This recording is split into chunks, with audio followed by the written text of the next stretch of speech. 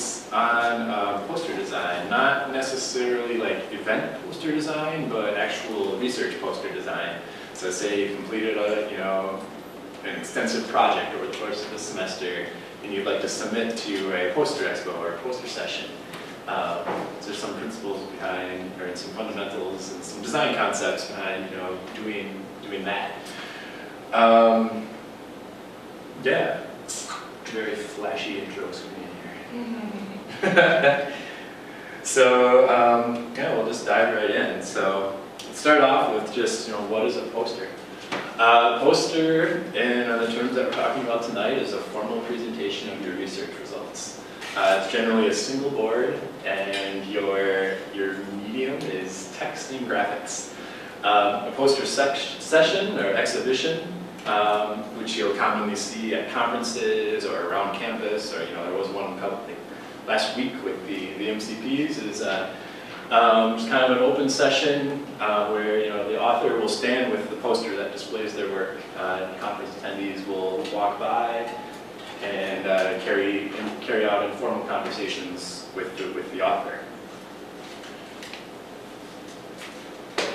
So as you've been going through doing your research, doing your project or whatever, you kind of come to a point where it's like, how do I present my findings? And these aren't necessarily mutually exclusive. You can use both of them, but one of the choices, among some other newer choices that might arise, such as like a video presentation or whatever, but we're not going to discuss that, come down to either you write a paper or you create a poster, and you can do both, but how you present those to people is different, and how they are perceived and read by people is different. A poster session is designed. It's for long presentations. You'll have like a poster expo. It'll be sitting there for hours, but it allows your readers to really fully assimilate the material, and you can interact with an active audience. They're well suited for maps, tables, photographs, and it's a bit kind of less intimidating to really do. It's perhaps better for kind of a complicated or more esoteric presentation, and it's a bit more, the bottom here is a bit more two-directional. You will be actively engaging with your audience, discussing your poster and leading them through your research. Paper session, well, if you write a paper you want to present at, say, a conference or some type of seminar, it's a shorter presentation. Most seminar sessions you'll be limited to about 10-15 minutes. Your graphics are going to go by quickly, meaning that your audience isn't really going to get a lot of time to truly digest them.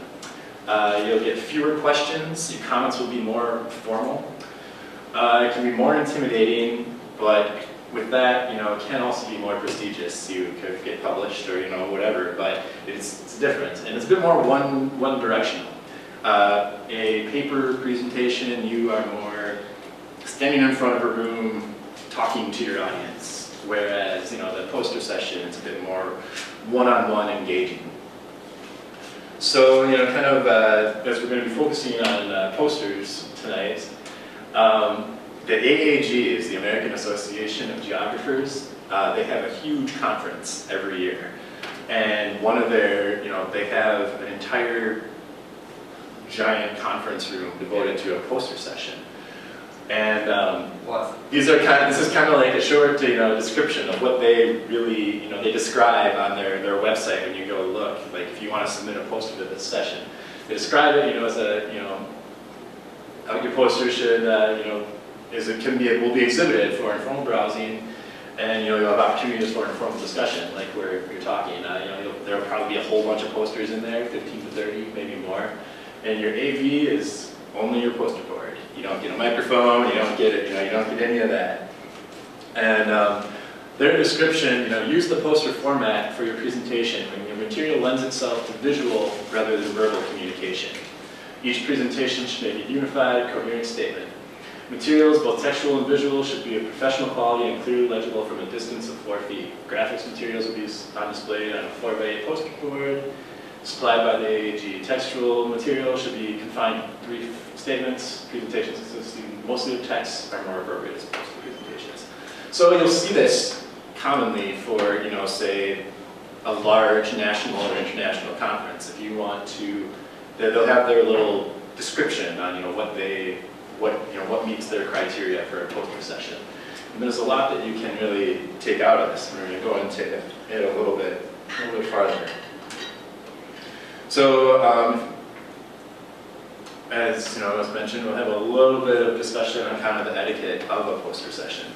Say you are, you've got this awesome research, this awesome project, you want to communicate your findings and your results, and you submit it to a poster session and you're accepted.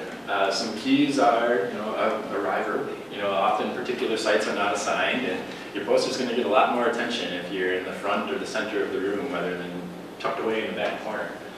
Another very important point is not only is the poster on display, you are. Look at, you are also presenting yourself. You are actively engaging with your audience, and you'll know your research in and out, but people will make impressions of you as you're talking with them. Make sure you're wearing your name tag and make sure it matches your poster. People will often come up and stand in front of your poster and have no idea who actually made it unless you're sitting there ready to talk to them with their name tag on. Chat with friends only when no one is at your site. It's kind of a common sense, whatever kind of tidbit right there. And you're marketing yourself. Have some business cards for yourself and stay throughout the allotted time. So as we kind of mentioned earlier, stick to the guidelines. We're going to kind of go into a typical layout of a poster. Starting with with size and orientation. Typical size, generally 4 by 6 feet, but you will find, stick with the specifications that are provided. And it's usually a landscape orientation. Going on to your title, some guidelines for your title. Make your title large enough to read from about 15 to 20 feet. If you're standing in a room with a whole bunch of posters, people are going to be walking around and browsing. They should be able to be walking by down the row and see your title and kind of say, that looks interesting, and go walk up to it. So to do that, consider using a big font, 72 to 84 plus, and include your name, but don't drop, don't put your name in 72 to 84. But just consider what you want in your title. You don't want what you're displaying is your research. Kind of an important layout note, and we'll touch on this a couple times during this presentation though, is use the column orientation. Have your readers work up, down, and left to right. And most of your readers standing in front of your poster will be reading from probably about 3 to 5 feet. So the important real takeaway from this is as you get a group standing in front of your poster, this kind of allows for people to start on one end and slowly scan across, slowly move down across your poster, rather than having them go all the way across, then all the way and back, and all the way across, and crossing each other and running into each other. Finally, the marginalia, we'll call it.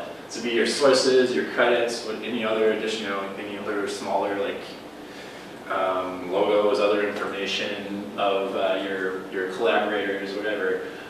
Keep those, as we can kind of see, we're laying down the side here. Those aren't necessarily your focus, but they're important to include. So throw those in kind of one of the lower corners. Keep a healthy amount of white space. Don't fill up everything with all of your marginal material. So stepping through a few general guidelines here, as we kind of said, base your poster design on given specifications. Do not vary from this, and what's really important about this is don't design your poster based on those specifications so you don't have to scale elements to fit after designing. You don't want to design your poster on an 8.5 by 11 page and then blow it up to be poster size, or it's just nothing's going to look the way you intended it to. Design for distance reading. As we mentioned, your title should be readable from 15 to 20 feet, and the rest should be about 3 to 5 feet with someone kind of comfortably standing in front of your poster. Use illustrations. They should be well selected and well produced. They should be really indicative of your methods and your research. And some complexity is okay. Remember, like, as we mentioned earlier, with a poster presentation compared to like a paper presentation or a conference session, your readers will have a little bit more time to fully digest, I guess, your illustrations and your images. Background images are always fun to see at poster sessions. Keep them under control. You'll often walk into poster sessions and see nothing but a huge background image with text kind of superimposed over it. The fun to see was not believable. Oh, it's fun to see. There was a little bit of sarcasm there. Point being, keep your background images muted and under control. You're not there to show off a giant pretty picture. You're there to show off your work. Kind of continuing on here, use minimal text. Your poster is not a replacement for a paper. And the use of terse phrases that are straight and to the point is acceptable and in fact desired. And try to use short, declarative sentences. You're not looking to have huge blocks of text and edit beyond the point that you think you need to, with still keeping your key materials. You have some timing goals. If you're standing in front of your poster, your reader should be able to get the basic concept of your work from your poster in approximately 60 seconds. Kind of reading across, going through their column layout or whatever. It shouldn't take them that long to get the full gist. It should take them, if they read all text, they should be able to read all text in maybe 1 to 2 minutes.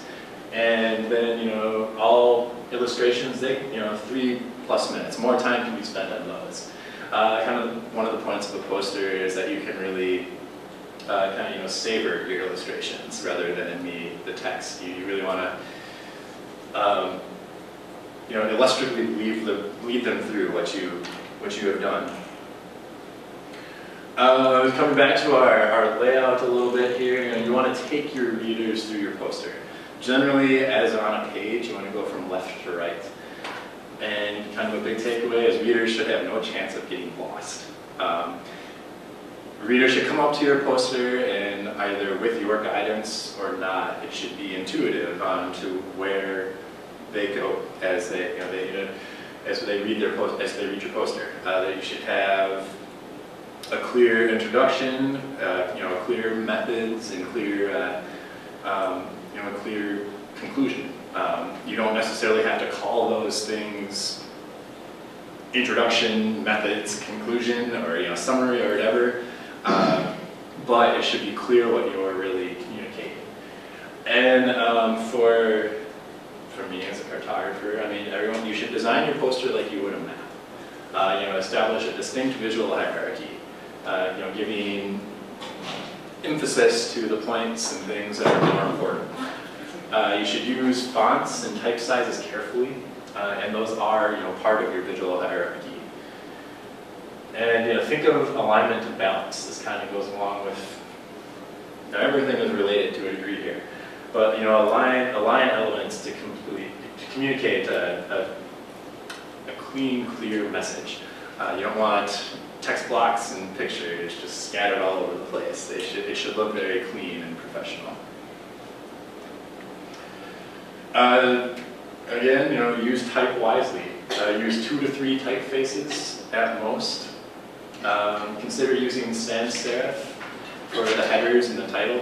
Are you guys familiar with sans serif and serif fonts? But I always forget which is which. All right, so sans serif fonts are, kind of what you would see here. So these are the non. Yeah, they don't have like the little flare things. Consider using serif for your text. And also consider using different levels of boldness for your headers and your title. This is kind of a general design concept use your white space. It is actually an element on your page, whether or not you realize it or not. And by that, have sufficient margins and use it as not just when you have your canvas is not a blank slate. Your canvas is actually a part of your presentation. Be wary of typos. This is just kind of a use a spell check kind of thing. As people are at poster sessions, they have a lot of time to sit there and look at your posters, and they will stand out. Typos might not be as important if you're giving like a seminar type presentation, as the type will go by so fast. But it's a matter of professionalism, and avoid long lines of text. Sometimes it's unavoidable, but try to limit your lines to as much as possible. 8 to 10 here is a very lofty goal, but if you can keep your text small and brief so people can zip through it and move on to either your illustration or your next step would be the goal there. Is there a lot? Why 8 to 10? Just 8 to 10 is would just be, I guess based on, if you use kind of like a column layout and you have your text filled big enough for people to legibly read from 3 to 5 feet away, you're going to quickly start crossing your page once you get to more than that. And this might vary, like I said, that's kind of just that's kind of a lofty goal. It will depend on the font you use, and it will depend on the actual the size, obviously the font size that you use. So use that loosely, but the point is just to keep your lines short and terse. So I've got a couple of slides on some good font choices here. There's some favorites, some sans serif fonts. I was reluctant as to whether or not I would put Arial on there. That's kind of like the nobody cares font because that's your default, but whatever, we'll use it anyway. These Somebody's using Arial right now. What's that? I'm using Arial. Well, it's It's like ubiquitous. Like I don't like across. Like you're using Google Docs, which sometimes I use. They don't have this. Oh, I won't hate on it. It is a clean, clear font. The point of these are just they're crisp and clean, and There was an article on not using Helvetica. Yeah. I actually really like Helvetica. Why? What was their logic? Yeah. It was written by Fast & Company, and it was invented in like 1950s as part of the modern movement, and apparently it's like the most commonly used sans serif font in like advertising. Helvetica? It's like There's a everywhere. documentary. That's awesome. It's awesome. It's awesome. Like that to me is not a bad thing. Yeah. Gil Sans is probably my personal favorite, and I also use a lot of Myriad Pro. But yeah, Gil Sans has always been The kind Myriad of Pro is very cartographer view. That just says that to me. I'll accept that. Yeah. So yeah, here's just a handful if you're needing some kickstart font ideas. You can grab some sans serif ones. Here's some good serif fonts. Again, there are hundreds, if not thousands, of font types available. But there's Cambria, Baskerville, Garamond, and Times New Roman. Some of these I think work better than others. I like Garamond, but sometimes it's a little too thin and loopy. But you just kind of have to give it a feel on a case-by-case basis. And then we'll finally just have the non-favorites. Use these sparingly. And by sparingly, never. And by sparingly, I mean never. Just don't use script fonts. They're hard to read.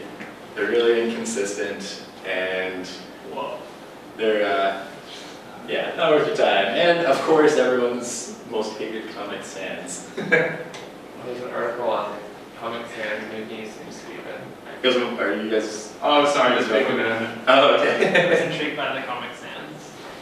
Do you guys read mixed meanings? Yes. No. I'll read it. I'll So you can't really see these. I can actually send you guys the presentation if you want to play with some of these resources, or I'll send you a cheat sheet. But there are some good, what's that? It's sort of ironic, isn't it? It is a little ironic. I need to, touche. I'm going to change this before I give this to the class tomorrow, the GIS class. But yeah, so there's some good resources out there, a good font. Oh, this all sounds good. Same with some color resources, which is also a little ironic that you can't see them. But we'll get back into this a little bit. I appreciate it. I was putting this together, and that I just did the copy and paste from this like Word document cheat sheet that I had made, you know, with like a little outline. I don't even do that by default. Feel free to judge. I Alright, now we're going to go through some ideas to keep in mind.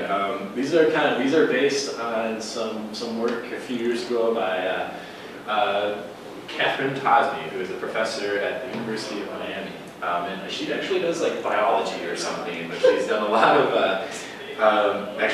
work on poster presentation.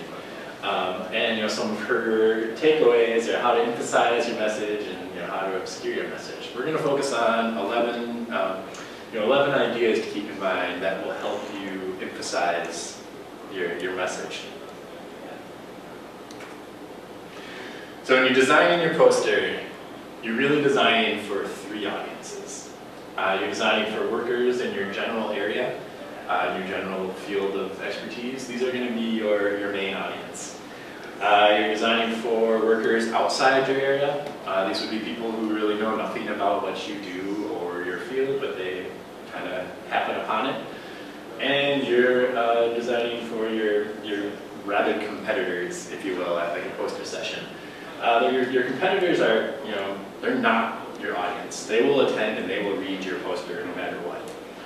And so yeah, don't design exclusively for competitors. You really want to focus on just workers in your general area or professionals in your general field.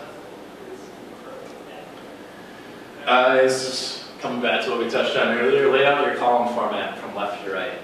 Organize in columns. Viewers can read all the column before they move on. Organize in rows. Viewers going across. Viewers must fight their way back to the beginning once they finish a row.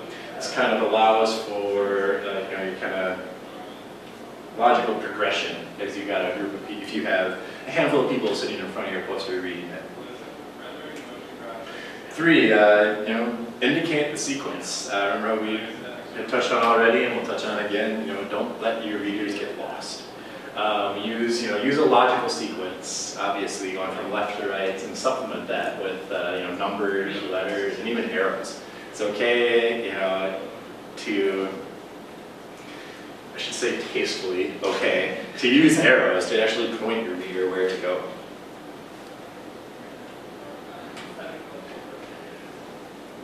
Use visual grammar, we'll call it. This is kind of along the lines of establishing a visual hierarchy. Use text size proportional to the importance of the message that you're trying to send. Your largest type should be your title. And as we talked about earlier, it should be 72 to even 84 plus. It's really big. Your next largest type should be your section headings. Section headings. These will be your different sections around your poster. Such as your introduction, your conclusion, your methods, your context, whatever it is you may be including. Use medium type for your supporting material. These would be the main key points that would support your different sections.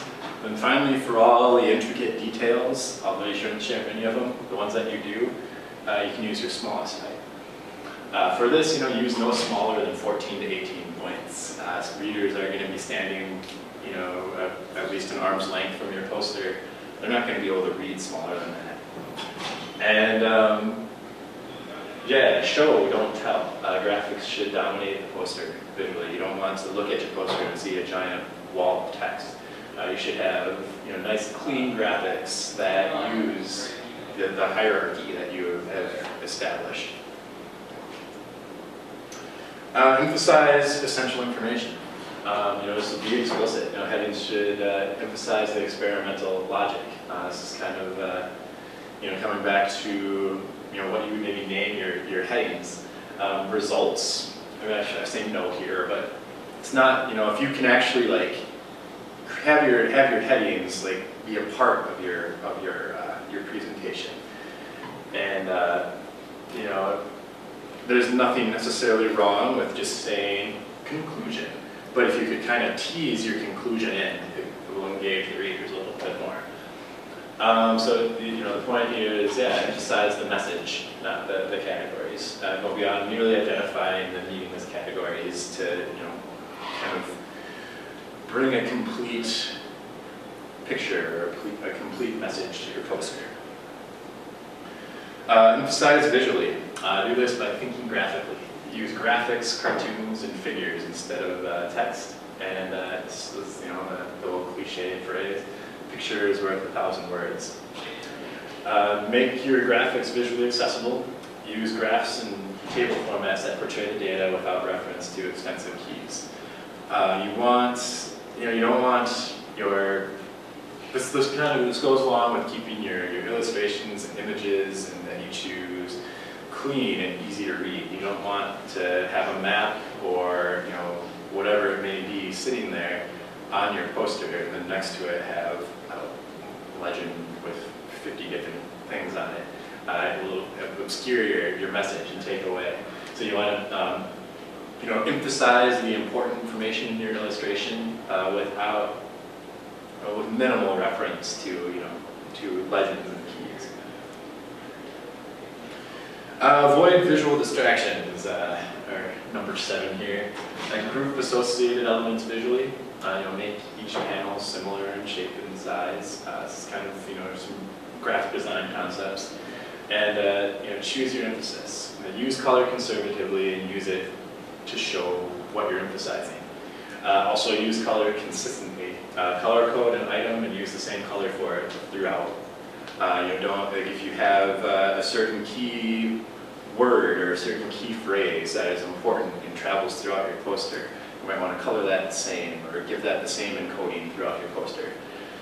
Choose a muted or neutral background color that doesn't attract attention from away from graphics contents. This is what we were talking about earlier. They're not there to look at a giant poster of a pretty picture. This is use a muted or neutral background. And shy away, this means here too, shy away from using, even if you're not using an image, from using colors like hot pink or something, nice like soft gray or a soft blue, or even just leaving it white will help convey a message and not obscure what you're trying to convey about your research. Make your text readable. This sounds logical, but you'd be surprised the number of posters you'll see at poster sessions that use teeny tiny text. So, some of the criteria, title and major headings should be readable from, we've been saying 3 to 5, I guess we've been saying even bigger than that, from at least 6 feet. Supporting material from 3 to 5, and then details. People are going to be standing an arm's length from your poster. So, your title material should be readable from farther away, supporting materials a bit closer, and finding your details. Your details, keep to a minimum, and this is where you're going to come back to edit vigorously. Some hints, keep text compact, single-space text, avoid long lines. Use serif-style fonts for your details. Use left justified, avoid right justification. It's much easier and quicker to read through text that is left justified, is how we naturally read it. And use both upper and lowercase. Differentiate your data, your summaries, and your conclusions. As we said earlier, you might not want to use those explicitly as headings, but you still definitely very much need to differentiate those. One of the things that is important is commit yourself. At the end, say this is your conclusion. Saying summary, a summary merely restates restates everything you did. Conclusions, summaries merely restate your results. Conclusions interpret results and identify their significance. So, to wrap up your poster, don't just provide a summary of everything that is on the poster. Use your conclusion or use your summary. We're not using that word, I guess, but use your wrapping moment of your poster to really have your interpretation and your significant, state what you think is the significance of your results. And be bold and explicit. Make the strongest statements your data will support, and make the title as explicit as you can. Basically, this says in a lot of words, don't use the passive voice.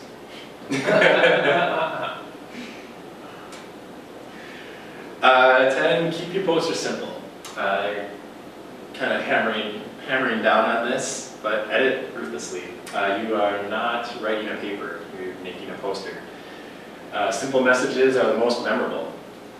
And mock up your poster, write it all out, get everything set, and ask what you can dump. If you can leave it out, leave it out. And stuff that you leave out that may be of importance, as you're having your one-on-one conversations with your audience and your readers during your poster sessions, you can talk about it, you can discuss it with them. As your poster is generally a bit more of a two-way dialogue rather than just a lecture. Finally, edit all text to simplify verbiage and reduce sentence complexity, and to reduce sentence complexity and to delete your details. So, edit ruthlessly. Number 11 here, before we move on to our next thing, is use your graphics when you talk. Don't just read your poster, use it as a visual aid. Use the graphic elements to help explain your work. You're not going to be explicitly reading every block of text that you have, and you're not going to be explicitly explaining every illustration that you have. You want the reader to be able to quickly take away what that says and then have them supplement what be supplemented by what you carry on with your exchange. You're using your poster as a talking piece. Have a 5-minute talk and a 2-minute synopsis. Practice talking about your poster. Go stand in the mirror, but that might be weird, and talk about your poster for 5 minutes. You should be able to give everything you want to say in 5 minutes. And also be able to give a quick 2-minute synopsis. Prepare during a poster session or when you're presenting a poster, prepare to be interrupted. As it is kind of a two-way dialogue, people will stop you and ask questions, which this can be a great opportunity. Just know that it will happen, and you might have questions that will throw you off, but still be able to finish what your full gist is. All right, so we're going to get into a couple of examples here. Here's some bad posters, and there are a number of reasons why. Think of all the steps and everything that we just went through, and you'll notice some of the cardinal poster sins that we've talked about is kind of a complete lack of alignment in here. There's no, you kind of walk up to this and you don't really know where to go, and there's no, everything is, it's kind of like a blob. I think some of these I found online, some of these I actually took from going through some examples from SMS class in the past number of years. This one, at a glance, looks all right, I guess, but you'll notice as you start looking at it, it gets really confusing as where to go or what you're doing. You'll notice, you'll see here, you have your 1, 2, 3. Okay, I'll follow those, but you'll also see another 1, 2, and 3 right here. And you quickly just get lost as to what you're really looking at and what your real takeaway is. And you'll see some of the same themes in the others here. You walk up to this one and you start up here, but you don't really know. It's kind of being thrown into a conversation, as you walk into a room without knowing any previous context. You should have a nice clear start.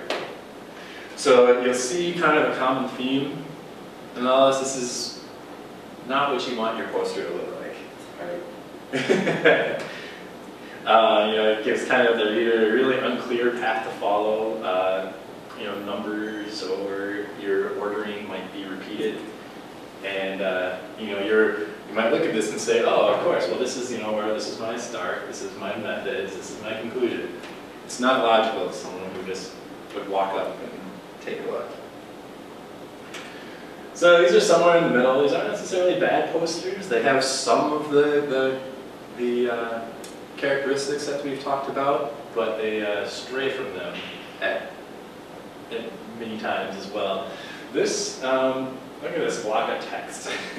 Who wants to like quickly read through a poster and gather the gist of a poster? You're not going to be able to take away your poster looking through. This is probably a start all the way down to your conclusion. Kind of defeats the purpose of a poster if you have that much in one block.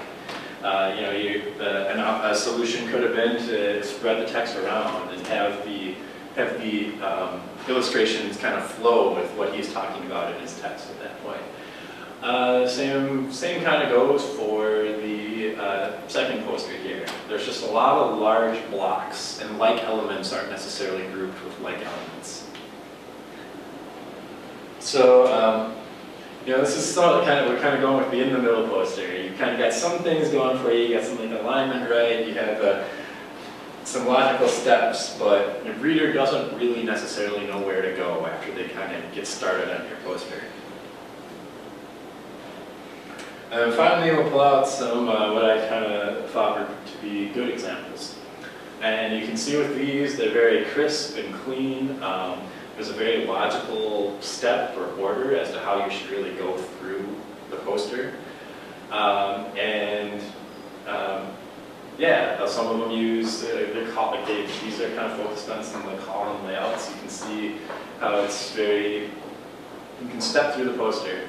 And you can use, you know, this is a fairly large block of text, but it remains relatively quick to read due to the size and just kind of the short lines of the text. And some of these do, like, you know, this is, when I said use large blocks of text, sometimes it's unavoidable, sometimes you just have to get your point across. But if you're going to do it in a way that doesn't overwhelm your reader. So I guess that's kind of the takeaway, is that the way that text is used here does not necessarily overwhelm the reader. And this one is, so this is kind of, I had to put in a plug for myself here. This was actually a poster I made for my master's research. But yeah, it kind of takes one image in the background as your you know, your base image, and shows the progression of the project over the image using the kind of a logical columned layout. So yeah, you'll notice just with good examples, you kind of have a nice, tight, clear presentation. You know, your text boxes and sizes are consistent, and it's just, you know, really clean looking, logically leading the reader across your poster and through your research. So these examples, rules are made to be broken. I want you guys to push the envelopes with your posters, but you know, you have to know the rules before you can break them. And you know, my suggestion is don't break the rules, but bend them. You know, make like, say you want to keep your text boxes small, or keep kind of a logical progression across your poster. Think of abstract ways that you can do that and effectively still engage your audience. Now we're going to kind of talk a little bit about software. Make sure that your software can do what you want it to do, and then software if necessary, but don't do it during the last 2 weeks. So at this point for this semester, just go with what you got. Some of the options, I mean, you can create a poster in just about anything. PowerPoint, InDesign, Illustrator, Photoshop, there's some open source examples, GIMP, Inkscape. It's really, there's no right or wrong program per se to create your poster. And just as long as your final product will, you know, effectively communicate your message. And you'll when placing images, actually import and place them. Say, for example, you're using Adobe Illustrator. Try to avoid the copy and paste. You're going to end up with some pixelation. And this is actually a big takeaway right here that I should maybe bump up in this presentation a little bit, is don't let your images get pixelated. There are very few things that can make your poster look more unprofessional more quickly than images that are hard to read because they are ugly and pixelated.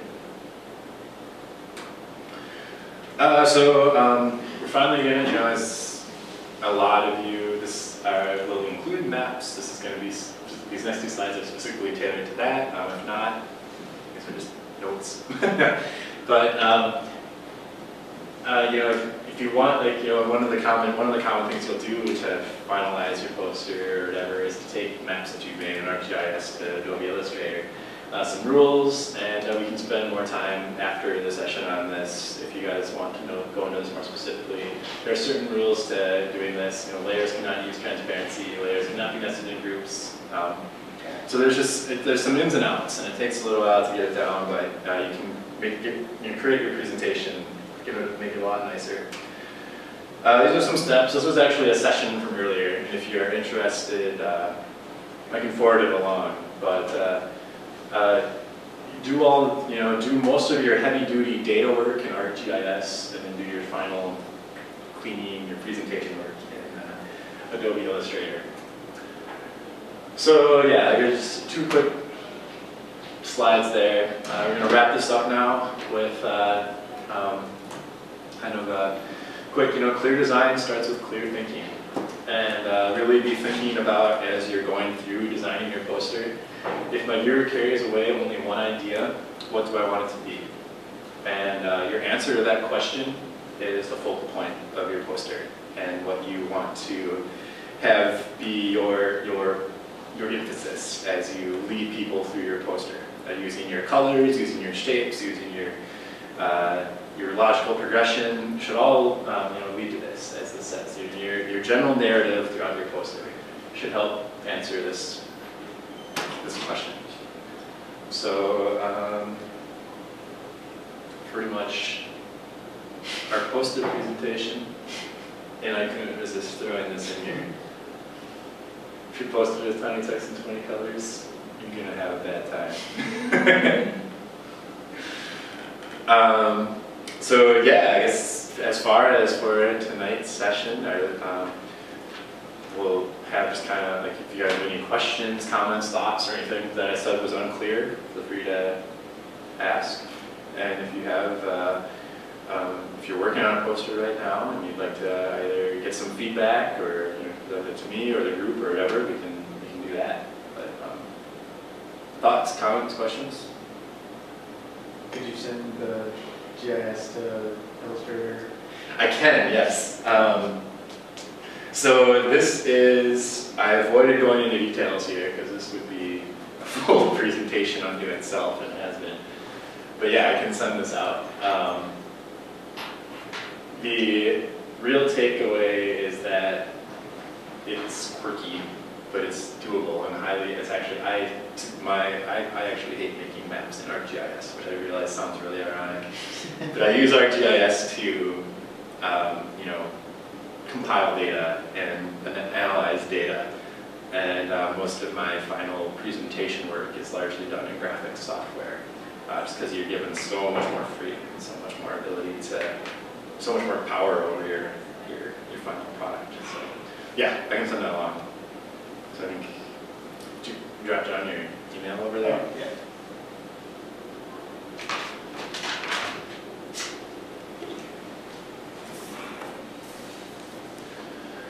So, thanks for coming.